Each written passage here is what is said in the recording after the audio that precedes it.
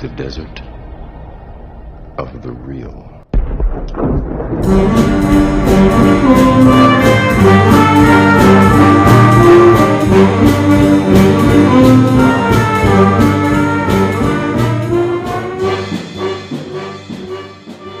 Welcome to the Desert of the Real. I am your host, Ryan Hudson, and joined with me as always is your tentacle beard friend, Jason Deeds.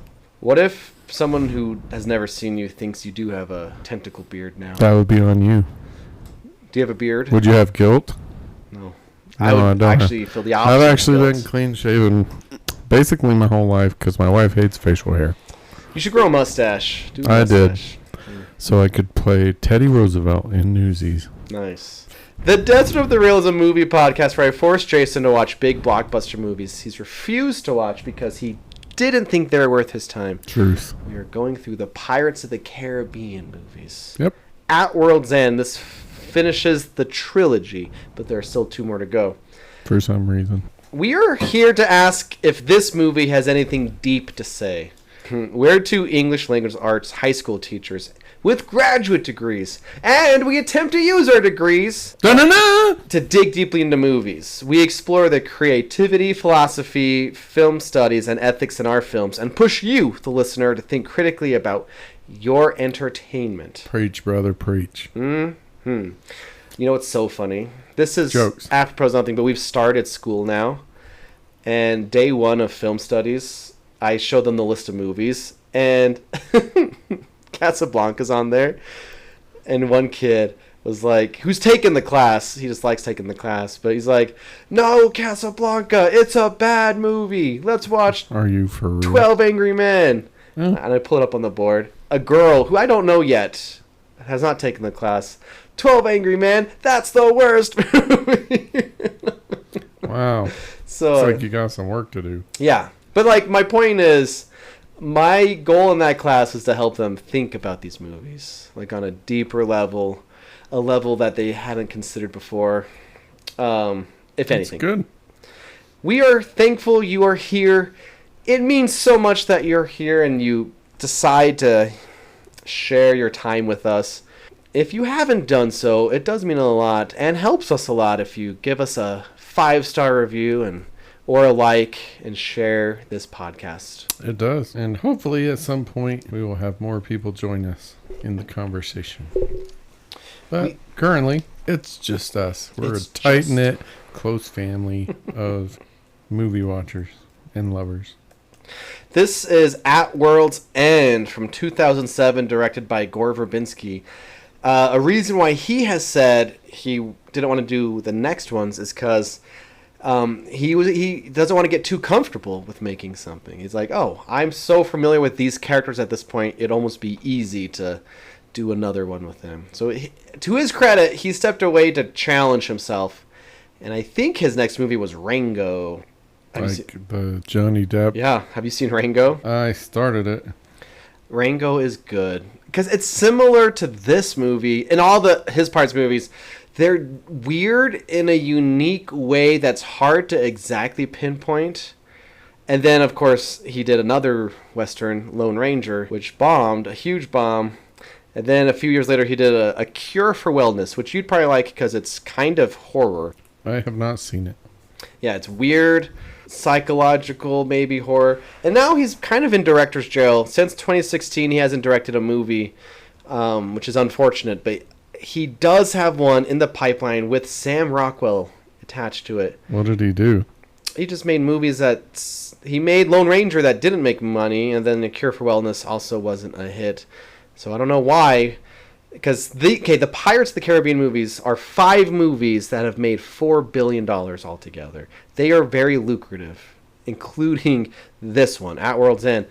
It's weird to say that it was seen as a disappointment because it didn't make as much as the previous one, but they're still very, financial. Anyway, so this is a movie, one of the first kind of main movies to do this, where China, in a large respect, is kind of an untapped market for ticket sales and potential revenue.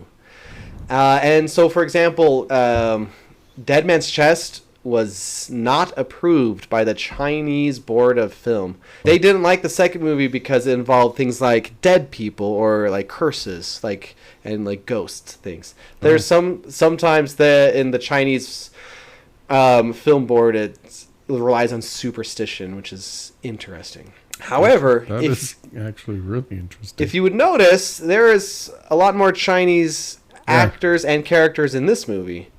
It's because they wanted to kind of appease the Chinese box office, and here's Chow Yun-fat, who's a huge name, not even just in China, because he was like in Crouching Tiger, Hidden Dragon. He's broken into American movies. One of the best movies ever made. He's a huge actor. Yeah, for sure. And now he's kind of in the side role. He's not even in this movie a lot. He doesn't even last long necessarily.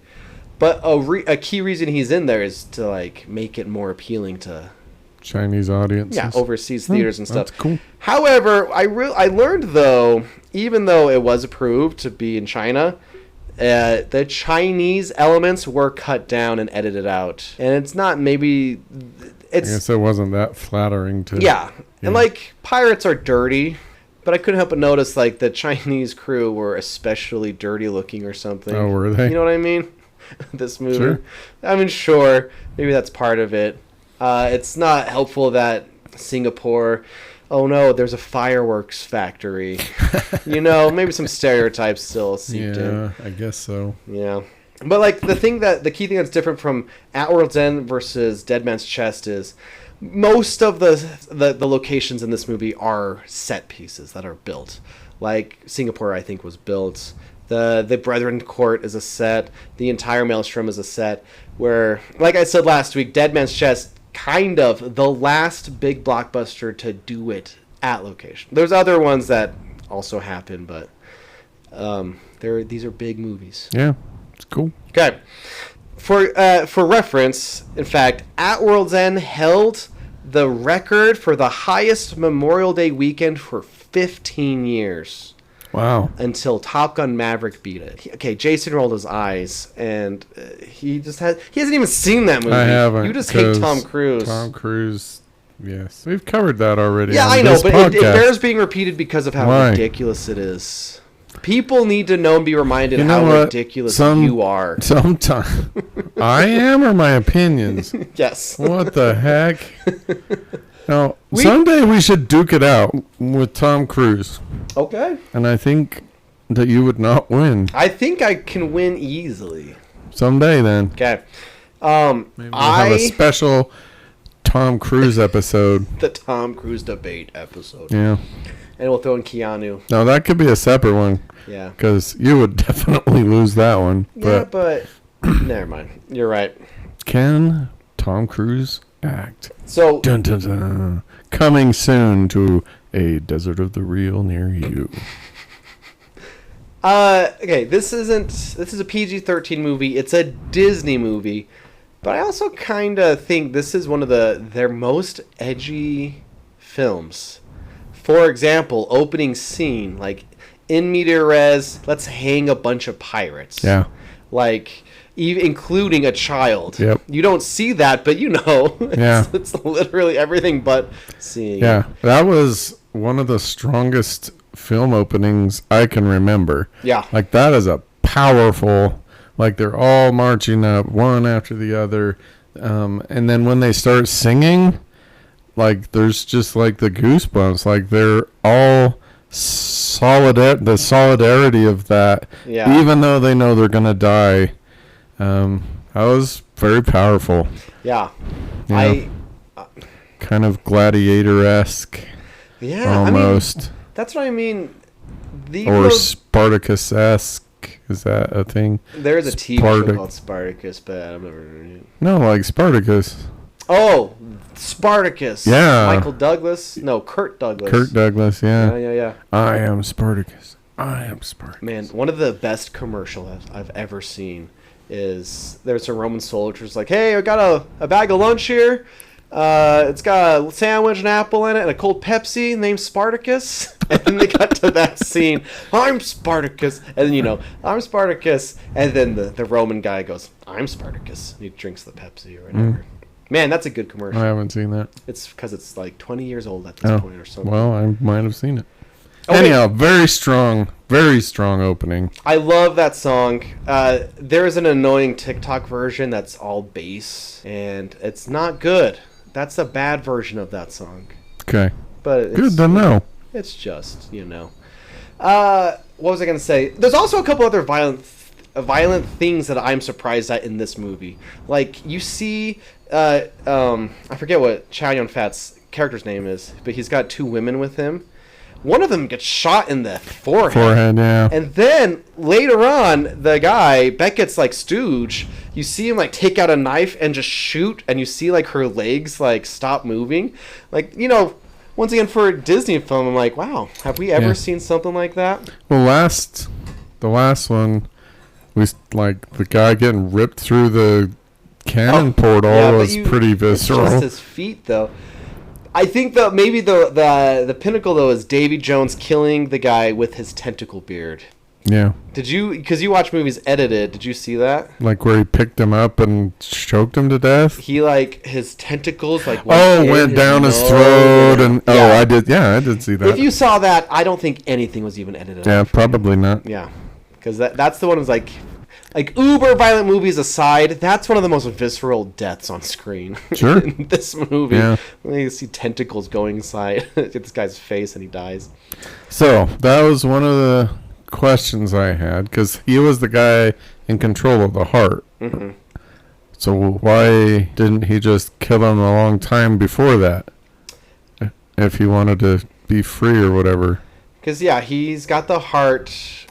I think maybe the implication is there's no more witnesses at that moment. You see, like, the bloody bodies of the other British soldiers. So now because David Jones steps in front of that guy and blocks the thing. Right.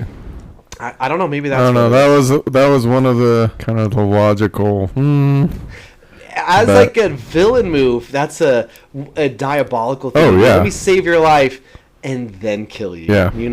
I don't know. Yeah. David Jones is solid. There are no witnesses at that moment. Okay. So that's what I would say. Sure. I'll buy that. I have a little thing, and we're here to talk about little pedantic things sometimes. I never bring up small details. Okay, we're supposed to enjoy the overall. Let me rephrase this. Here's something that's bugged me for years, and I've had nowhere to talk about it until now. Okay, unburden. The boy and the other pirates at the beginning say, "Never shall we die." The next scene, when we see Elizabeth rowing through Singapore, the guy who she bumps into, he finishes the line. He goes, "Never say we die." Those aren't the words. In fact, on the subtitles, even say "shall" when he clearly says, "Never say we die." Furthermore, at the end scene where you hear a chorus or choir of men singing it during the big epic climax and stuff, they are also saying "never shall." This does not matter, but I have thought about it. You have just taken the nitpick to a whole new level. That's beyond anything I've ever even thought of. Let me reiterate. I love these movies. Sure. They are like ingrained in my brain on a level similar to Star Wars, but they're just pirates, and there's just these three, and it's... My dream is we get an Andor-style Pirates of the Caribbean show, but that's never going to happen.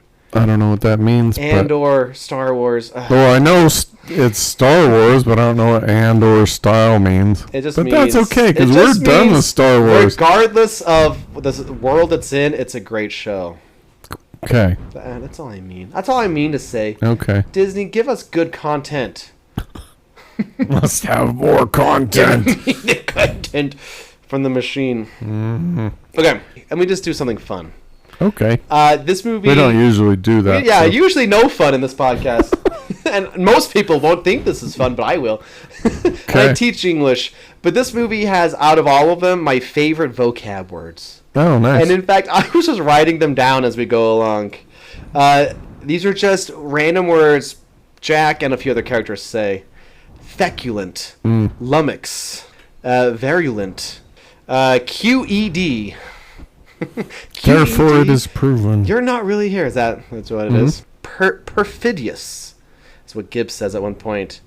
Homunculus. The man inside. It's gotta be. Reneg Barbosa says, I'm not one to renege on a promise or something. I don't know. We got Eldritch. The Eldritch horror. Yeah, it's a... And that's all the words. Those but I'm like, there are a excellent. ton of great words. You could do a vocab. Hey, Pirates of the Caribbean, we'll just end vocab. Yeah. QED is funny because, I don't know. Yeah. Jack Sparrow's so smart. He is so smart. In fact, this wasn't one of them, but I hope I wrote it down. He says 2 Latin phrases back to back that mean 2 separate things, but he uses them in one sentence together. It's one of my favorite moments, which we are going to get back to, the cuttlefish.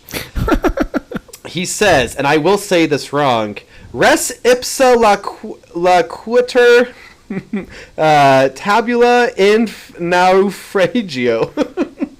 No, I think you got all those right. Nailed it, first try. Yeah, that's impressive. Do you know? No, I have no idea what So, any of those mean. res ipsa laquiter means the thing speaks for itself. Okay. And tabula in naufragio means a plank in a shipwreck. 2 separate phrases. And Google tells me Jack Sparrow uses both phrases together. He describes a situation where the facts speak for themselves and the only option remaining is the last hope to save the situation. Right. But, like, okay. Isn't that amazing? Yeah. See, it's kind of, you could kind of poo-hoo, oh, Jack's a pirate lord, all right. No, he clearly shows he's, like, captain worthy. Yeah, for sure. In fact, there's a deleted scene. I know I go back to these. You do. But a there's lot. one in this scene in particular that they should have kept in. It's when Beckett and Jack are talking to each other. And I alluded to it a while ago. And the scene is there, but the voiceover is different. Jack was a captain of the Pearl until he went against Beckett and the East India Trading Company. And it's like you didn't deliver my cargo. And this is where we lose the dialogue. People aren't cargo, mate. Oh, you mentioned that. Yeah. In another episode. So it came in here when he talks to Beckett, and you get a close-up of his pirate brand. Oh, okay, yeah. So what if that would have remained? That would have solidified. Jack didn't become captain when he made a deal with Davy Jones. He was a captain. Right. The ship was sunk and like charred black when the East India Company branded it a pirate ship. Jack's deal with Davy Jones wasn't to become a captain. It was to get his ship back from the bottom. Right. That's all things we miss in that 2 to 3 minute conversation that sucks. got left out. I agree with you. That's That the should have been only in there. deleted scene talk I'll do this time. Okay. One more. I personally enjoy your deleted scenes talk. Oh, you wrecked. But that's just whatever. It bothers me that it's not in there, but... That would be very... I agree. Like, that gives Jack a lot richer backstory. Yeah. It makes him not a good guy necessarily, but like a vigilante rather than just a schmo that wants to steal crap. It would also do 2 things for Jack. It like his character is he does the right thing, even if he kind of doesn't want to. Right. And in fact, like freeing the slaves or other stuff he's done in the movies. It also would reinforce that Jack and Beckett have interacted before, and last time he lost. Yeah. He lost everything. Yeah.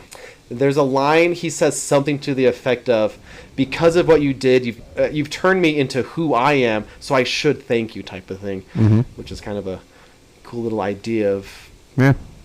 So, it's one of those things. The coulda, shoulda, wouldas. Yeah. So, can I toss a couple negatives? So let me preface this by saying I think that this is my favorite Pirates movie. I rated the first one a five stars.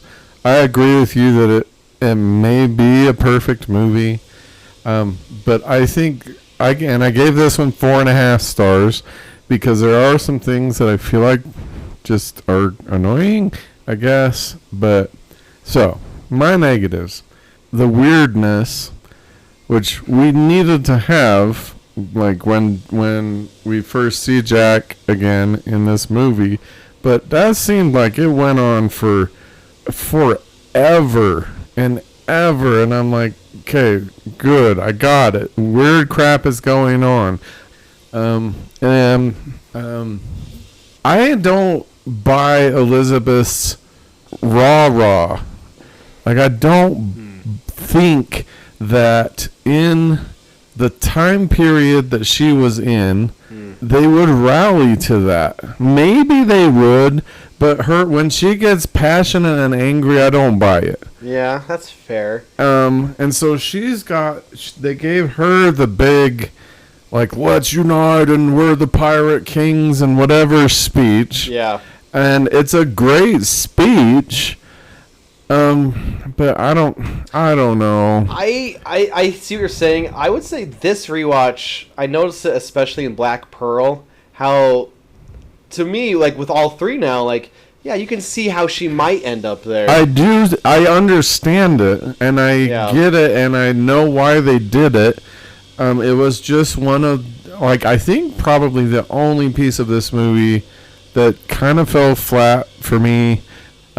Especially since she's not delivering that just to the pirates that have been with her since Curse of Black Pearl. Mm-hmm. She's delivering it to all of them as, a new, one, pirate captain, and two, as a brand new pirate king.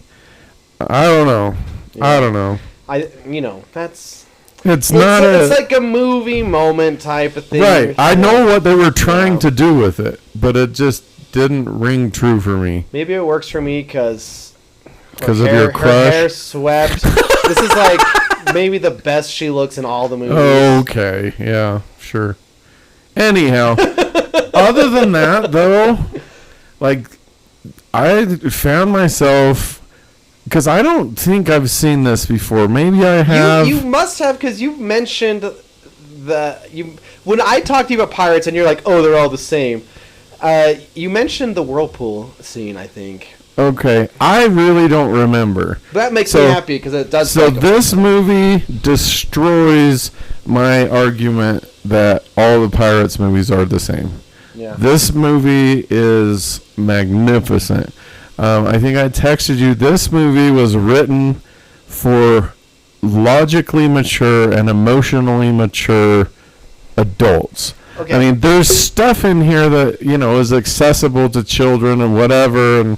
But there's also, like, tentacle murder. Right. But the depth of the emotional interplay in this movie is honestly awe-inspiring to me.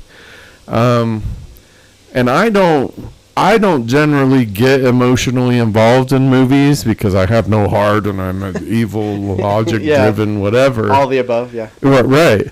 But, like, I couldn't help myself to feel the depth of, for example, Davy Jones.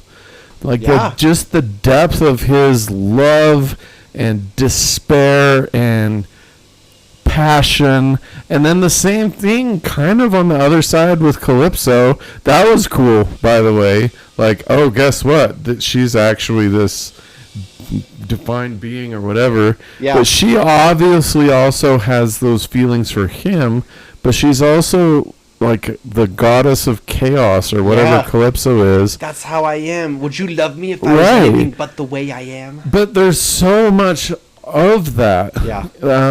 So obviously we have Will and Elizabeth, and the depth of their love for each other is like, I'm totally convinced. And that's convinced. And I guess they work as foils for each other. Will and Elizabeth, Davy and Calypso. Yeah. And so, I mean, I don't know that we've had any great love stories. I guess Han and Leia maybe, but like this just blows away anything that we've watched. And so that is amazing writing. And amazing acting. And so, okay, so then we also have this intellectually complex web Yeah. of, like, I'm going to call it trust. And that's the philosophical concept that we're going to deal with.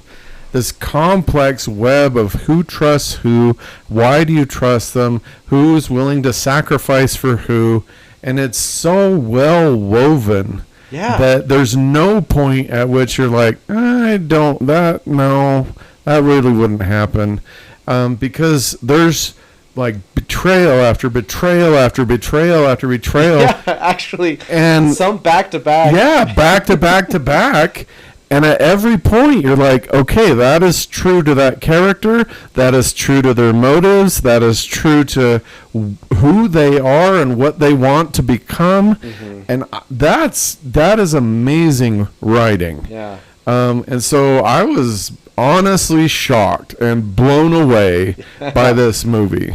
And just how rich it was in those two aspects. Well, so last week you said you were excited to see what happens next, and I was like, yes. Yeah. And then you texted me. I thought you weren't gonna like this one. Why? I don't know. Maybe because it is kind of convoluted. There's a bunch of new stuff thrown at this one that just kind of like, here, now this is part of the world now. I don't know. Like what? The pirate court thing? Davy Jones's deal. I just thought maybe you thought it would be messy. Oh, well, I didn't. But you kind of like the well done mess, is what it sounds like. Oh yeah, I love complexity in film when it's done well. Yeah. Okay, but is this part of it? Because something I love a lot is, well, not a lot. It's just hopefully part of the complexity you're talking about. Jack wants to live forever. Right. And, like, he literally has the id and super ego. You can sail forever. Yeah, but you only get to step on land once every 10 years. Yeah. You also have to ferry the souls hearts of the dead. But Jack does his whole thing, arguably since Black Pearl, is he just wants to be a pirate for as long as possible. Yeah. So it makes sense for him to want to live forever. Here's a way: be captain of the Flying Dutchman. Yeah. But so it's like, it's not easy. It's not like will he, won't he. There's a chance he probably could have done that and been the ending of this movie. Yeah, and, for sure. You know. And well, he could have done it. He was standing there ready to do it. Yeah. Which, that scene, oh my goodness. Yeah. That was masterwork. Davy Jones is like, oh yeah, well, let's find out, or whatever he did. Stabs Will. Oh yeah. Freaking Jack is right there, ready to become the captain. Will's dying. That, like, I don't know if I got played emotionally or not, but that scene was I think a flawless scene. Because Davy Jones calls Jack's bluff. Yeah. He's like, you don't have it in you. Yeah. Oh my goodness. He doesn't even look worried. Yeah. No, he doesn't. So good. Davy Jones. Oh man. Yeah, that scene was absolutely amazing because it reveals everyone. Like, maybe Jack's, a good guy. He's driven by, I want to do the right thing or not. We don't know until that moment. Yeah. He gives up immortality to save Will. Amazing. Yeah. Or Elizabeth, the whole time they're like, we're not communicating. We don't tell this, that. And that's part of the trust thing. Anyhow, at that moment, that's the end of all of that. Yeah. And the most important thing for her is her relationship with this man that she loves. Yeah. All the misunderstandings, all the whatever are gone, and she's there.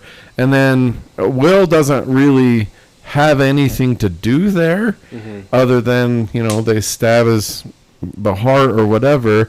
But when he comes back, he has glorious lines. Like, I don't remember word for word. I wrote it down and lost my notes. But he says something like, it depends on how you spend the day. Yeah. That's magnificent.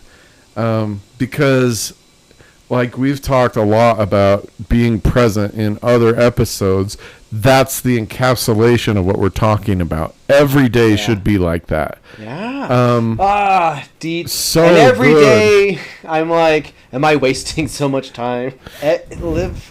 That's... And then, you know, oh man. Okay, this was a great movie. They have their moment, whatever, and it's a perfect day. Yeah. And then I watched the end credit scene for this one. It's just beautiful. Yeah.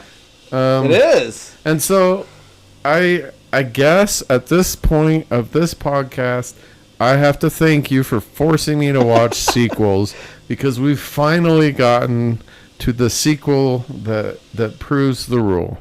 This is the first sequel where I can honestly say this is a magnificent piece of cinema. So, there you go. Well, I was wrong. In my 100% blanket statement that all sequels suck, I was wrong. But part of the problem is you have to kind of watch Dead Man's Chest to appreciate this one, or maybe know what's even going on. I don't know. I don't know. But no, yeah. That's I awesome. Loved it. Loved this movie. It's been an interesting journey through all of these. Yeah. Do you recognize who played Jack's father? Yeah, Skarsgård, right? No, Jack's father. When they're at the meeting. Oh no, I don't. He looked vaguely familiar, but it's of course House Mom. He holds up a shrunken head. Mom. Man, it's Keith Richards. Oh, that's who it is. Yeah, who Jack or Johnny Depp based a lot of Rolling manners. Stones guy. But there was a quote his dad said. So his dad maybe arguably knows Jack better than anyone else there. Calls him Jackie. But he says You're the line, in my way, boy. It's not just about living forever. The trick is living with yourself forever. Yeah. So it's like it builds to like Jack's dilemma. It's like, Can you live with yourself? If you've stabbed all of these people that sacrificed for you, yeah. But it's complicated. And the other complicated dynamic of all of it, it's when Elizabeth's in the brig and she meets Bootstrap. Yeah. And Bootstrap's mind is going, or whatever. And like as an audience member, it's not a clear what will happen. Like you don't want Will's dad to like die, right? But you also don't want Elizabeth to die, right? So like his dad's like, he's not gonna choose me. I wouldn't choose me, right? So it's like this isn't simple. It's a complicated dynamic that the movie has. Yeah, it's emotionally very complex. Yeah, and it pulls it off very well. I don't get I really don't remember the last character I got emotionally invested in or situation. Maybe it was Spider-Man No Way Home's the last one I can remember just being like emotionally just being ripped apart by a movie. So very good. Man, there's so many things. Yeah. So one of the other things, like just the absolute chaos of the battle between these two ships was so well done. Like it was just like it reminded me of Fury Road. Okay, yeah, of course, that's a good comparison. And I think it might be done better. Something that helps is they built 2 brand new ships that could like lean and stuff. Yeah, like just for. But like you would think for the amount of chaos going on that you would get lost or overwhelmed, but they weave the different narrative strands together so well that you're never lost. There's never a thing that you're like, what is going on? Where did this person come from? Whatever. You understand the geography. Yeah, the geography, even to the different storylines happening within the battle are all clear.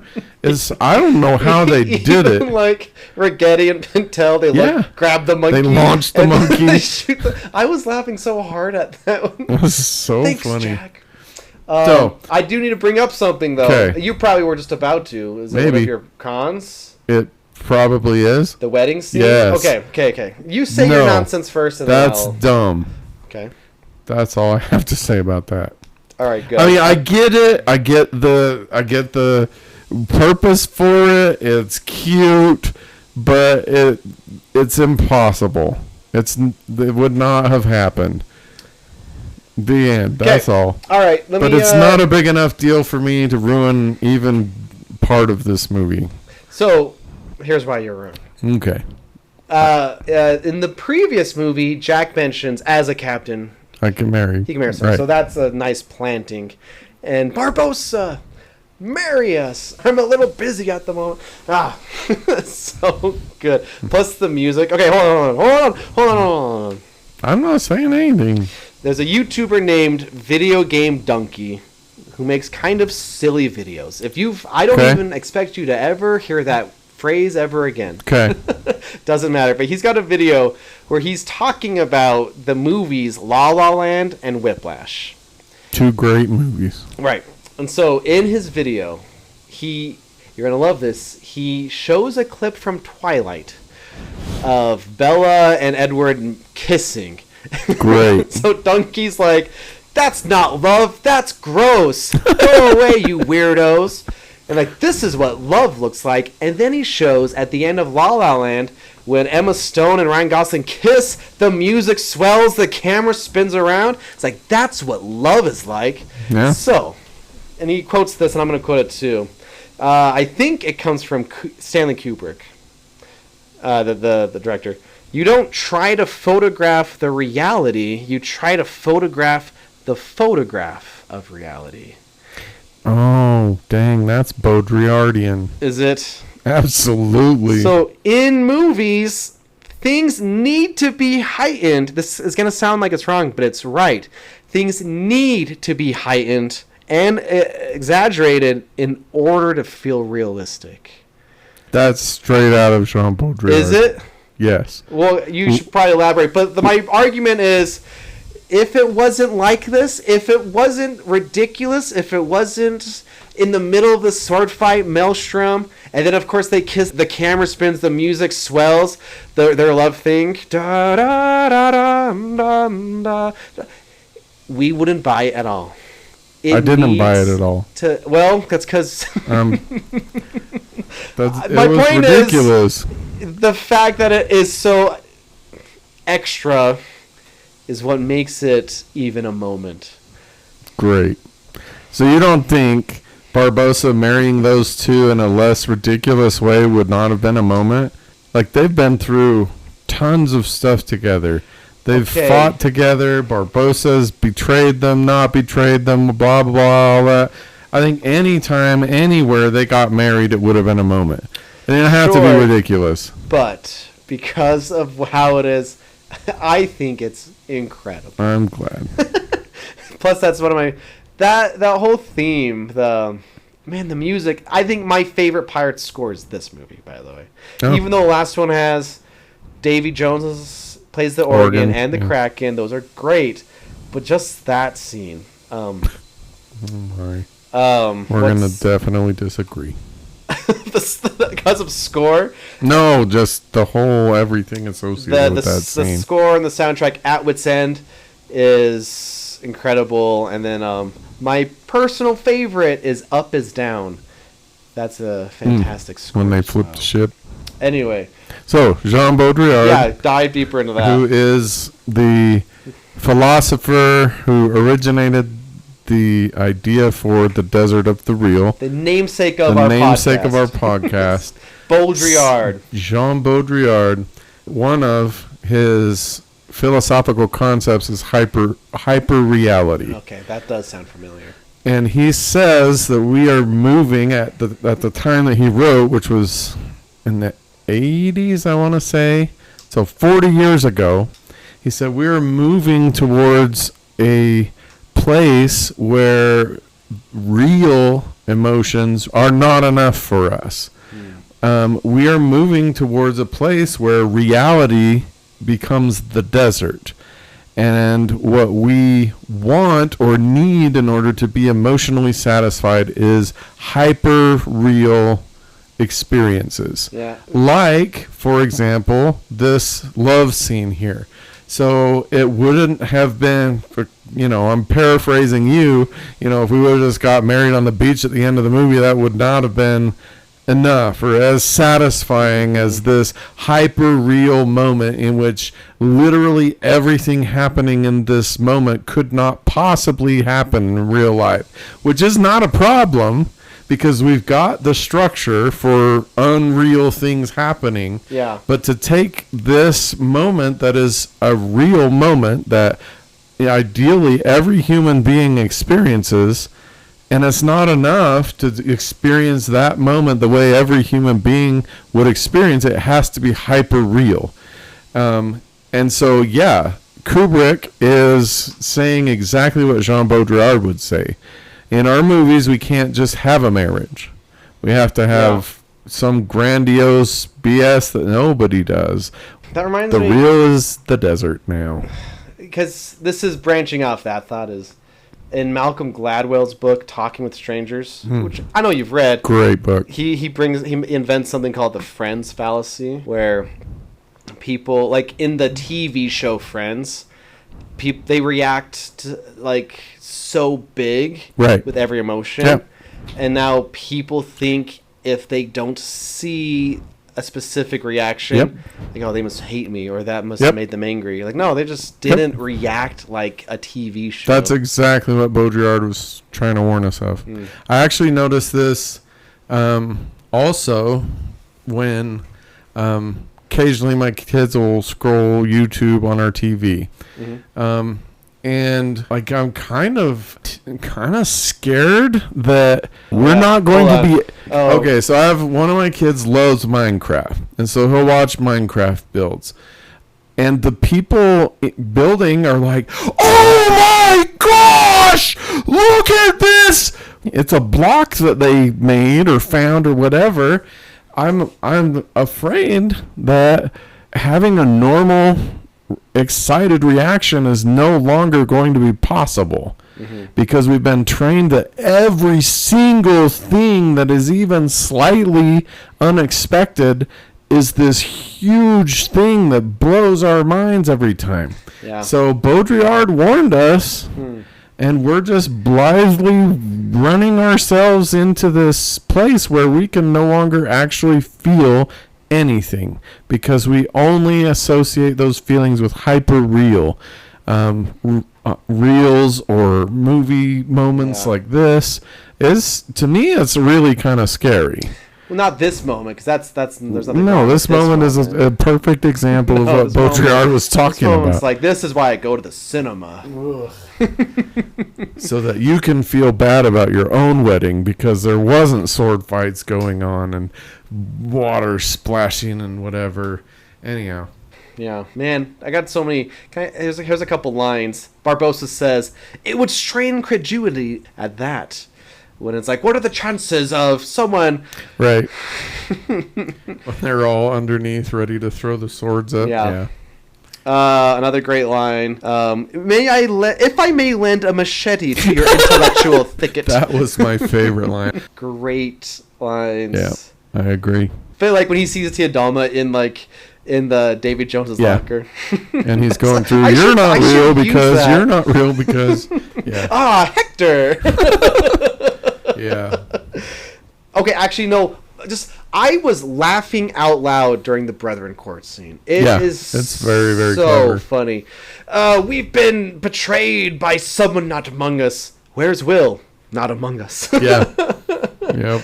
When he goes, let us release Calypso and hope that she has, like, forgiveness for us. I rather doubt it. He's like 100% right. Yeah. And then... I don't know. It just was so funny. Yeah. I can't even think. Oh, shoot him! Cut out his tongue. Shoot him and cut out his tongue. Yeah. Then shave that scraggly beard. Yeah. It was very good. So good. So the one complaint, I think it's a solid complaint that I have, is Calypso is freed. Yeah. And... That's fair. I think, like she even said, here's how I'll explain it. I think she wants vengeance on the Brethren Court, right? But then when she learns Davy Jones betrayed her, Maybe as soon as he dies, she pieces out. Sure, but she doesn't piece in. Like, I mean, she makes the whirlpool, I guess. Maelstrom. Okay, the maelstrom. I don't know. I don't know. I kind of expected her to go, like, do something, but she just kind of is a non-starter in the plot. That's the only Besides piece. making the maelstrom. Right, but that's not vengeance. That's not anything. I mean, it is something important, but anyhow, for all the build-up, I guess that's the problem. For all the build-up to her release, it was just kind of a... So I think it's just... So that's my half star. Maybe they needed an excuse for why there's a maelstrom. Right, I understand it, but she needed to have something else to do, or like she's a goddess, right? And she's pissed off. Yeah. And these are the people that did this crap to her. If Calypso had, I mean, even like if she'd like blown up the French guy's boat and blown up the whatever, or pushed them on the rocks or something. She just like, okay. Turned into a bunch of crabs. A bunch of crabs and just kind of went away. That's fair. I was worried because it doesn't make a whole lot of sense that all the ships turn around after. Yeah. That's why I thought you would maybe have whole. But at the same time, that scene, holy crap. Wow. So they use it a couple times. There's a filmmaking tactic where a computer tells a camera exactly how to move. So they'll get a computer movement the exact same every time. So when you see a bunch of jacks, that's Johnny Depp doing it here. The camera moves the same way. Change costume, whatever. Jack do it here. So when they filmed that, they filmed the guy walking down, and then they filmed... it again with like the ship really exploding and stuff. Wow. So like it's all real. Yeah. You know? Which but makes it look dang. Like just the emotional power of that moment. Yeah. Is I don't know if films I feel like a fanboy at this point, which I haven't ever, but I don't know that film is gonna pull that off again. I don't know if they can either. Because for 2 movies now, Becca has been this slimy, manipulative, self-interested, cocky, self-assured guy. I will win. There's no other alternative. And then for him to just be completely, totally, 100% betrayed by all of the people that he manipulated. And it was just it's like he doesn't amazing. He doesn't know how to comprehend it. What? Wait, I did everything right. Yeah. And I'm like, that's the thing. Man. Arguably, his ship could have fired and fought, but he couldn't comprehend the situation. Man. So that moment, I think, is maybe one of my new favorite moments in film. A great villain death too. Yeah. Oh yeah. And his catchphrase kind of grows meaning. It's just good business. It's just good business. Yeah, I'm doing it because it's business. But him walking down the steps, the stairs break right behind him. It's fantastic. Here's a question I have for you to analyze me. Why is that movement, like that moment, amazing, and the wedding is not at all amazing? Because kind of they're the same kind of thing in which like all this crap is going on while this very normal thing is going on in the middle. Yeah. I don't know why the wedding is not at all satisfying for me, and that is amazing. I'll have to think about it. I wonder though, because like for example, in The Hobbit, Battle of the Five Armies, which I have completely wiped from my mind. So there's just one of the most egregious examples of the trope of let's stop in the middle of a battle and kind of have I do remember that. I complained about that at the time. It's another movie. It's like Avengers Infinity War, Captain America and Thor being like, oh, you copied my beard. And that's not as bad an example because they get to fighting faster, but it's maybe something to that effect. It's like... So him turning around and walking down the stairs is not nearly as absurd as an entire wedding ceremony while you're... Yeah, that might be it. Something there. Plus, it's just so satisfying. I like that the sword that Will makes at the beginning of the first movie goes full circle. Yeah. It gets Norrington gets it back, and then Davy Jones has it. Oh, good sword. Then Will uses it to fight Davy Jones. Yeah. Is that what they used to stab? I don't know. I can't remember. No, they stab the heart with a broken, like when Davy Jones cuts Jack's sword in half. They used the bottom, which was also, that was just an awesome moment. Like they're fighting and he just snips his sword. Like, yeah. Oh man. Okay. I will watch this movie again because it was an amazing movie. I have. So this movie is kind of representing a dying world. Like the map has been all drawn out. Right. The magic is dying away, even though there are 2 more movies. But like the Kraken, like kudos to the director. Like he's like, no, we already had a Kraken movie. We can't do a Kraken again. Right. So it's killed off screen, which is maybe a little disappointing. But Jack and Barbossa's conversation, where they're like. What does he say? Like, things don't always remain dead. We're living proof of that, you and I. Because they both came back from the dead. But he's trying to convince Jack to go to the meeting. What is the line? The world's still the same. There's just less in it. Which I think is true to us more than ever. Yeah.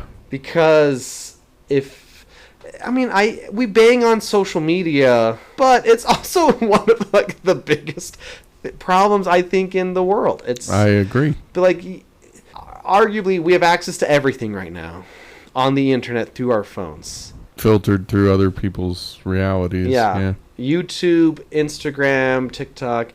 We could see anything we want now.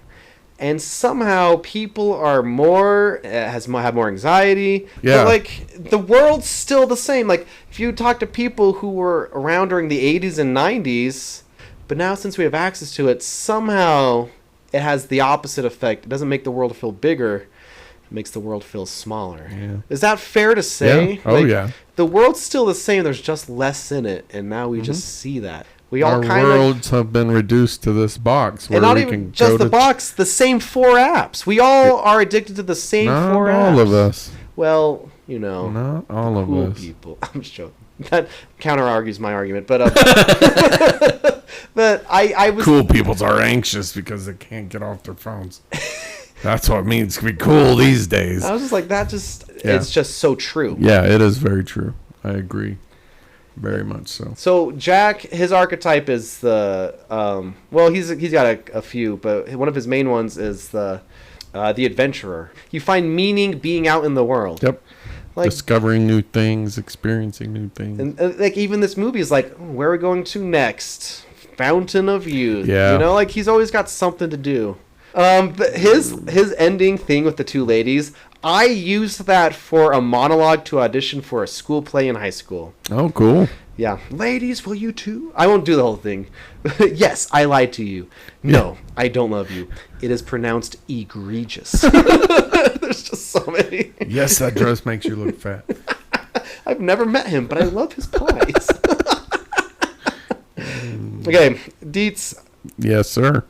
Can I actually get personal? Like, to be honest, 2 things. I was trying to find a lens. Okay. That I haven't used.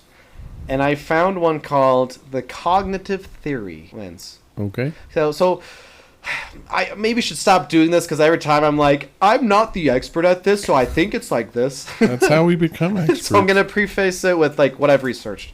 Is a psychological perspective that focuses on how people think, learn, and remember. So unlike earlier theories that saw viewers as passive recipients of a film's message, cognitive film theory emphasizes that viewers are active participants who construct meaning. So reader response? Kind of like that.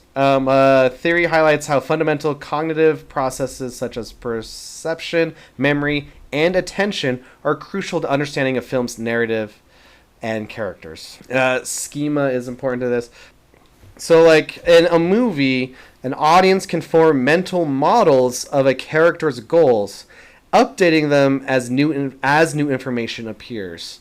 So it's just like you are in it with the movie. You're being cognizant of your thoughts during the movie, which I guess I already said is kind of maybe a main goal of my my film class. Like, are you aware of like how the movie is affecting you or things like that? Cognitive theory also takes like consideration how a movie is edited to keep you paying attention. So like you already mentioned how The Big Maelstrom is very like it's easy to keep track of where everything is. Like the edits don't get you lost, and you understand like the relationships where everyone is, stuff like that. Right. Even color coding, like dark muted tones versus warmer tones convey meaning, and we're just aware of those meanings. And also like schema. That a big thing is schema. With this, you can say, as audiences, we are aware of how pirates just kind of are in general.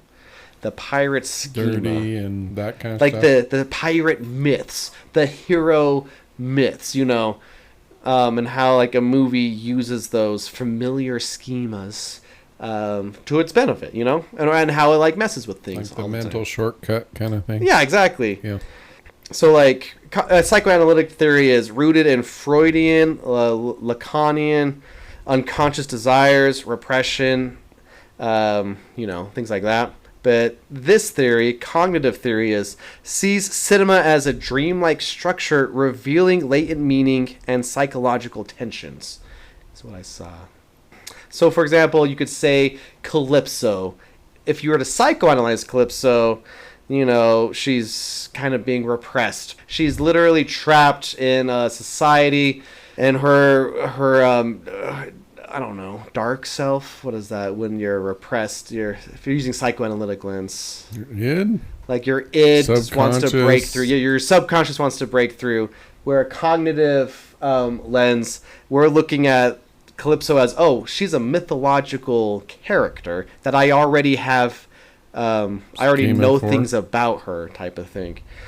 And in this, you know, I don't know if she's the goddess of the sea in mythology, but in this movie, she definitely is the goddess of the sea, type of thing. Right.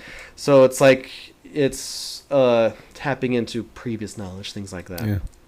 But here's schema. Yeah. So cognitive theory, it's like our engagement through narrative. Problem solving, essentially, I guess. I don't know. But it's kind of saying, who are you at this moment? So recently, what's fun, like there was an actress, I don't know, if an actress whose husband died recently, and she said in an interview that this random movie she was connecting with emotionally, mentally, type of thing.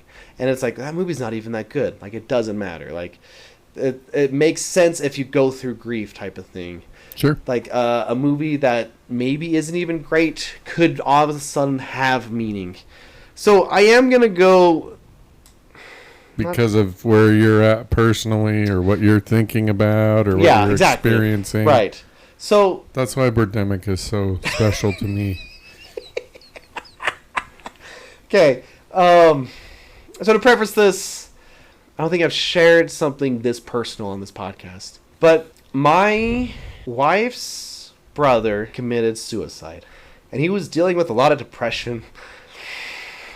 I hate that I get emotional, but like, he was dealing with a lot of like darkness, depression for a long time. Yeah. One of the last conversations I had with him, which was, there was a big gap in like we didn't talk a lot necessarily, but we were at dinner with my family and their parents and stuff. And he literally asked out loud, like, how do you guys stay positive? Like, how do you do it, you know? And I didn't have an answer for him. But later that night, I texted him. And I used this movie as part of my answer. And I think the hope with even bringing this up is that it might be useful to some degree somehow. You know what I mean? Yeah. Jack Sparrow says, close your eyes and pretend it's all a bad dream.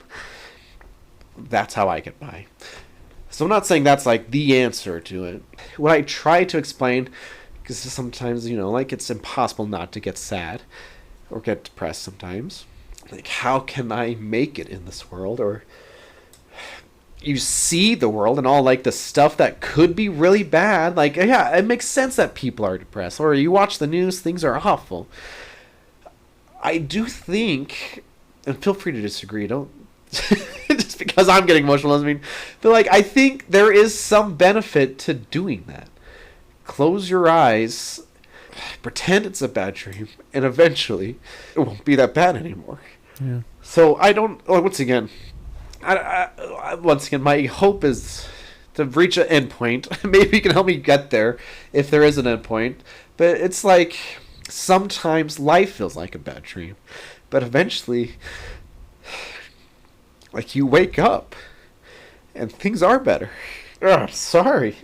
No, you're right. And like, I don't even think this movie ever meant it to ever get that deep. But what I try to tell my brother-in-law was, I don't know how to make it sometimes. Sometimes I don't think anyone knows how to make it at certain points. But eventually, the bad dream stops. Yeah. Is that fair to say, Nate? Yeah, 100% fair. I hate that. Why? Just because. It's real. But, so I can... Yeah, please contribute. Well, so you and I, we are religious individuals, right? Yeah. We believe in a certain moral code, moral conduct, whatever. So as a parent, like, I'm going to also share something personal. I have several children who have made other choices. And I did not react in the way that you did, like where you tried to provide an answer. I reacted the wrong way. And drove my kids away from me for a time.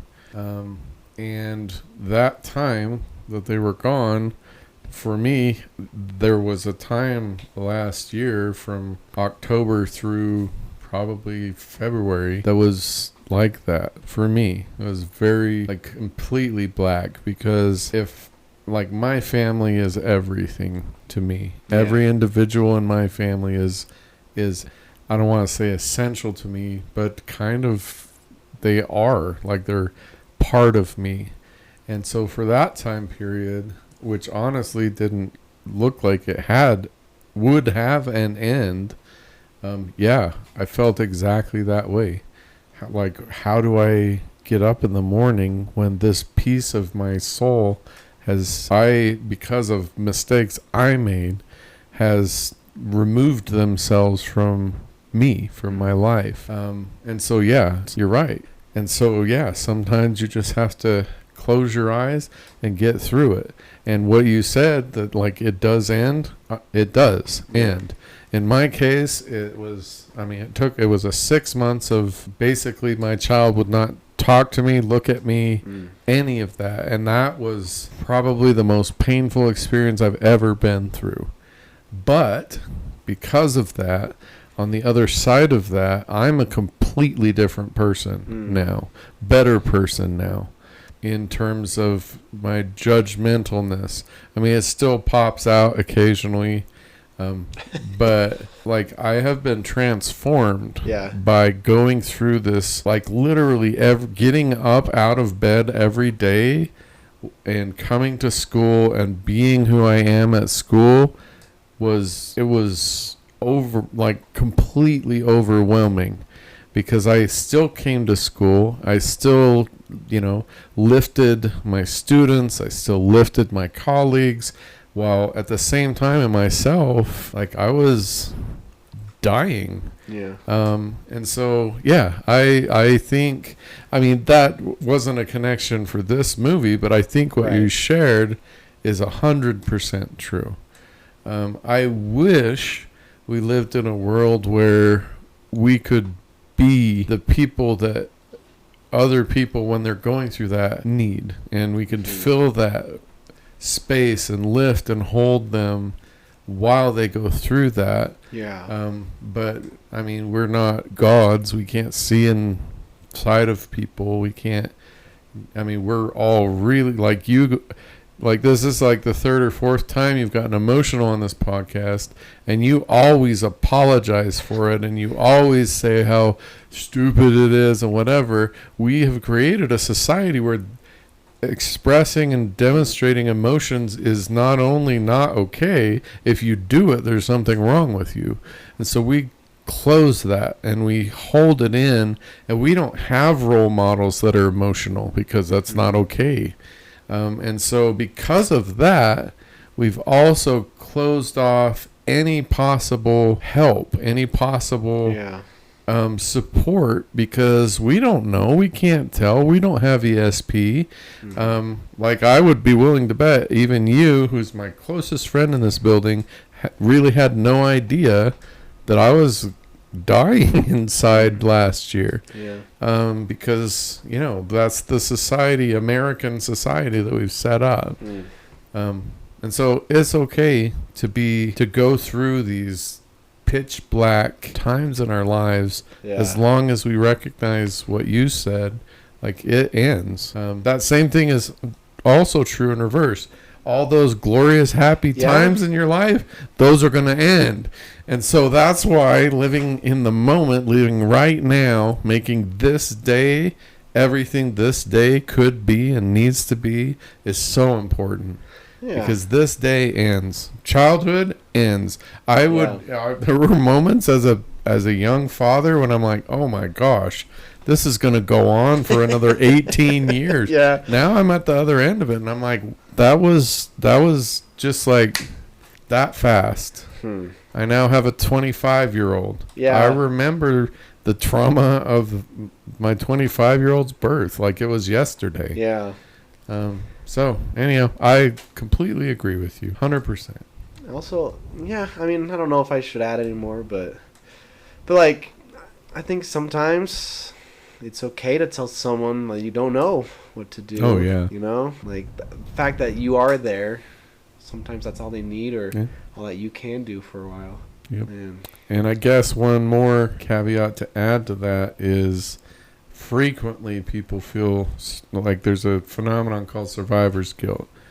Where this horrible thing has happened. I was there, or like I could have, or I should have, or would have, or whatever. It's not productive. It's not helpful. And so if you are a survivor, I would say you survived. In that, where you're at right now, live it. Be there. See, like, and like you could look at the characters of this movie. Like Will, now one day or 10 days he's gonna make. It's gonna be the best day ever. Like you already said live that way. Or Jack, it's like he finds meaning in something new, or like he goes, he discovers meaning. Like, let me go. I lost my ship, I lost my crew, but look, I got what I have, and let's live. Let's go live. It's not to say that we don't move forward, we don't make plans, and Jack's a great example of this.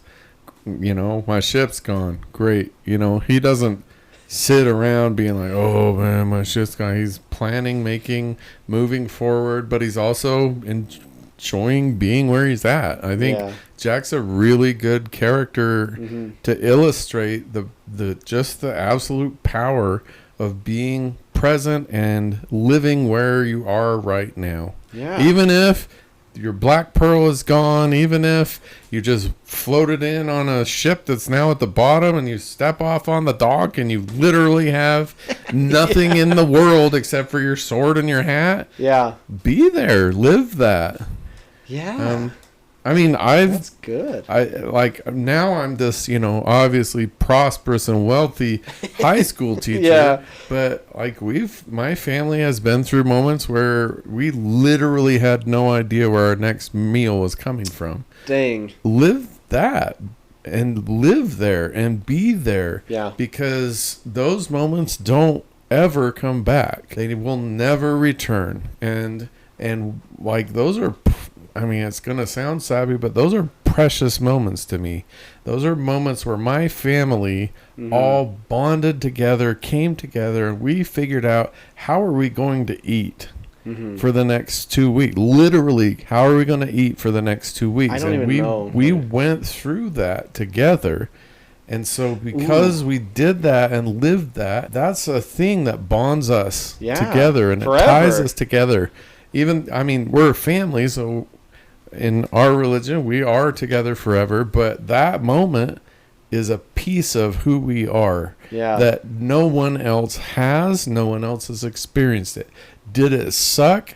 Absolutely. Was it terrifying to me as the guy in, because, whatever, provider, as the guy in charge of feeding these 6 people? Absolutely. Yeah. But the faith, I'm going to just keep going. The faith that my kids had that was going to be okay. The absolute togetherness of me and my wife sitting down and coming up with a plan, and how are we going to do this, and what are we going to sacrifice? Like, no one else on the planet has that.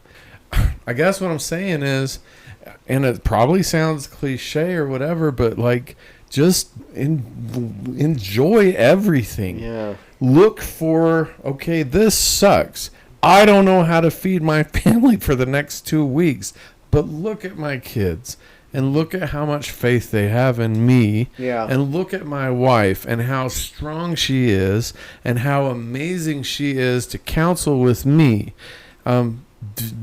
Did that suck? Yeah. Those 2 weeks were the worst food we've ever eaten in my family, but we did it. We made it through and whatever. Wait.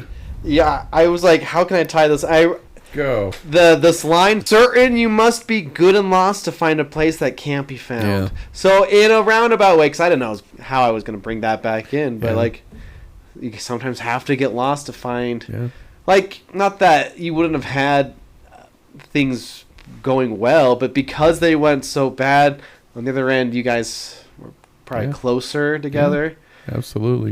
Bonded in a way you couldn't have done other ways. Yeah. You had to get lost. Yeah. And so we, I guess, to wrap it up if it's possible, like, we seem in our lives to do our best to avoid hard things and to avoid going through difficult things. Mm-hmm. I guess what I'm saying is there is amazing you-ness on the other side of difficult, painful experiences. I'm not saying go find some pain to get into, but I am saying when you're in there, learn, grow, look for how am I going to come out of this stronger, better, smarter, whatever. That's okay. So there's a you at the end. There's a more powerful you. I love that. I could even maybe tie in here's another, I didn't know I was going to tie in some of these quotes. So, quote, Will says, "No cause is lost as long as there is one fool to fight for it." I wrote that, and I love that quote. Yeah. So that's you. You were the fool. I was the fool. Absolutely. We all are at some point. Yeah. Yeah. I love that you like this movie because I don't like it. I love this movie. Yeah. It's so rich and complex on so many levels. That's where it gets complicated, where it's like, I like those movies more? It's like, do you want to see more? Maybe not.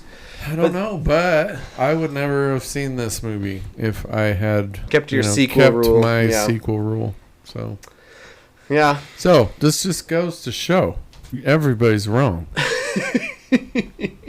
Sometimes everybody is wrong. So I guess that'll be our philosophy. I wanted to talk about trust and the various elements of that, but I feel like we should end here. I feel like this is a good place to end. Yeah, so I think it is. Pretty amazing. I think it's a borderline miracle we have this trilogy as it is.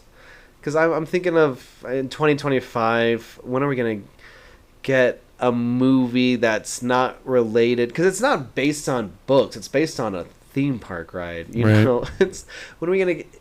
Are we ever going to get a series of movies this big ever again? That's not connected to like IP. You know? Yeah. Well, I guess this is connected to IP, but not connected to like, I don't know, movies from the 70s and 80s. Don't know. I think they're special. I think because they were allowed to be so creative that they became these special things. Yeah. You know? I would agree. That's kind of, again, to tie back to Mad Max, it's kind of the same thing. Yeah. I feel like Mad Max are just like, go. Whatever you come up with, whatever occurs to you, whatever you want to do, go. Yeah. And that's what makes Mad Max so, or Fury Road, I mean. Well, but it's like Road Warrior. It's like, hey, give us another one. Here's money this time. Wow, you made a really good movie. Yeah, but I'm specifically thinking of Fury Road. Well, which is a nuts movie. Yeah. There's things going on in that movie I've never seen before, probably will never see again. I feel like that's what happens when we allow the formulas to be broken. Yeah. We allow people to run with, because in this movie, it doesn't really, I mean, I guess it kind of follows the hero's journey, but there's so much, and like, who's the hero, and we don't know. It's just so, again, it's so rich and interwoven that you can't really pin this movie down to, oh, yep, they checked these boxes. Right, yeah. Because, at one point, Jack's talking with Beckett on his ship. At one point, Will is talking with Beckett, and Davy, you know, it's like, they're all over. It's fun, and it looks amazing. Yeah. The CGI looks great. You get ships shooting at each other in a maelstrom, swinging back and forth. Yeah. It's bananas. And then we have that wedding in there for some reason. Anyhow. Great movie. We're currently in Pirates, and the scope of this movie is enormous in terms of set design, in terms of just, like, we're involving gods and eternal damnation and all of this. I wanted to take us to the other extreme. Yeah. And so for my choice this week, I want to take it the other extreme. So one of my favorite movies, by one of my least favorite actors, actually, ironically enough, is called Buried.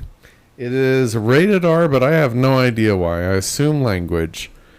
It's gotta be language. Because the set for this movie is the inside of a pine box. And Ryan Reynolds is in this box. And that's how it starts. And then we just kind of figure out and kind of experience what it would be like to be in this box with him. So we go from this massive maelstrom and these huge ships to, you know, like the exact opposite. There's not really 7 by 3 by 3 box. Yeah. I thought that would be fun to. Yeah, the juxtaposition. So that's going to be our movie for next week. It's called Buried. It was released when? 2010. Ryan Reynolds. This is one of the movies that makes Ryan Reynolds not just a Ryan Reynolds-y character. It's one of 2 that I'm aware of where he doesn't just play himself. So that puts him up a tier from Keanu Reeves and Tom Cruise and Samuel L. Jackson, who don't actually have any movies where they don't just play themselves. So, but we can fight that another day. Another day, another dollar. So, thanks for listening. Hopefully you found something in this episode that was valuable to you, or playing with the ideas, or at the very least, Jason admitting he was wrong. Yep, I was. We love you. We do love you. Thanks for listening. All right. Bye.